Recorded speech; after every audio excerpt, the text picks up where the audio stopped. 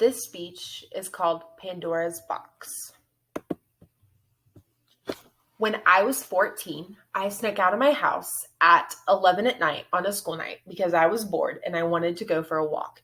I spent many nights during high school doing this, and many nights walking back just in time to wake up.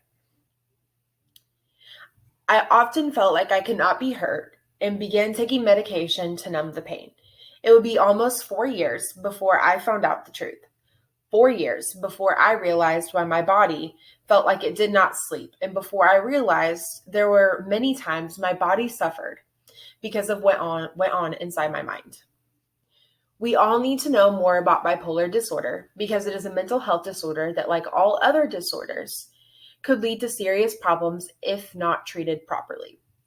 I am credible to speak about this topic because I myself have been diagnosed with a form of bipolar disorder. Bipolar is a mood disorder that affects different people in different ways and has many different treatments. In this speech, I will first explain what bipolar is. This will be done briefly before I begin talking about symptoms, diagnoses, and treatments. Bipolar is a mood disorder that is divided into lows, which is the depression side of the disorder, and highs, which are normally referred to as manic episodes. Bipolar can easily be misdiagnosed as severe depression if the person's manic episodes are less severe and are more just starting things and never finishing them. I was actually misdiagnosed at first, and it took 3 different hospital visits for me to receive the correct diagnoses. There are 2 types, bipolar 1 and bipolar 2. They mainly differ because bipolar 2 does not have fully manic episodes. Many things that are considered manic episode symptoms are things that we do not expect. For example, one symptom is a patient's body feeling like it does not need sleep. Another example is poor concentration with an inability to stay on task. This is normally a sign people recognize as symptoms of other disorders that are more well known, like ADHD. After symptoms start to be recognized, either by the patient or someone who knows the patient, the next step is to have the patient evaluated by a doctor and then sent to a psychiatrist. The first thing the doctor will have a patient do who is experiencing symptoms is run tests to make sure the symptoms are not being caused by something else, such as a thyroid condition.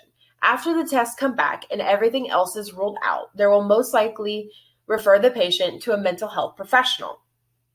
The mental health evaluation will consist of the doctor asking the patient serious questions. They first ask if the patient has any history in their family of mental health disorders. In order to be diagnosed, the patient must have experienced 1 manic or hypomanic episode and 1 depressive episode. In the diagnosis guide for bipolar disorder that was updated in 2020, the author said, "Your mental health specialists will ask about your thoughts and feelings during and after these episodes. They'll want to know if you feel in control during the mania and how long the episodes last." After getting the proper diagnosis, the mental health professional who evaluated the patient should be able to get them put on the proper medication. However, sometimes medication isn't enough. One way to treat bipolar is with different types of medications, such as mood stabilizers or antipsychotics. Both of these do help treat the disorder, but they come with side effects. For example, antipsychotics can result in weight gain and in liver toxicity. There can also be good side effects, which is illustrated by Michael W. Jan, where he says, notably, lithium remains the only agent proved to reduce the risk for suicide in patients with bipolar disorder. Hospitalizations or inpatient care.